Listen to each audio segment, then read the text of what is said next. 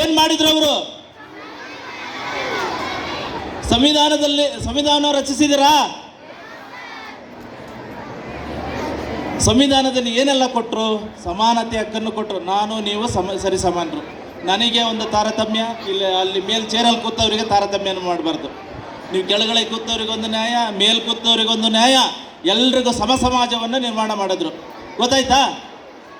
ಅದೇ ರೀತಿ ಪ್ರತಿಯೊಬ್ಬರಿಗೂ ಆರ್ಥಿಕವಾದ ಒಂದು ಸಮಾಜವನ್ನು ನಿರ್ಮಾಣ ಮಾಡ್ತಾರೆ. ಒಂದು ಜಾತಿ ಇಲ್ಲದಂಥ ಒಂದು ಸಮಾಜವನ್ನು ಭಾರತ ಸಂವಿಧಾನ ನಿರ್ಮಾಣ ಮಾಡಿದೆ. ನಾವೆಲ್ಲರೂ ಒಂದೇ, ನಾವು ನೀವು ಎಲ್ಲರೂ ಒಂದೇ. ಗೊತ್ತಾಯ್ತಾ? ನಾವೆಲ್ಲರ ಮನುಷ್ಯರು. ಏನು ಸರಿ ಅಲ್ವಾ?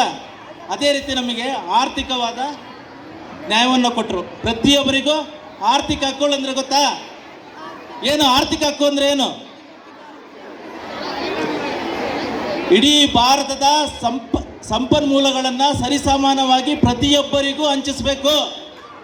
ಅದಕ್ಕೆ ಆರ್ಥಿಕ ನ್ಯಾಯ ಅಂತಾರೆ.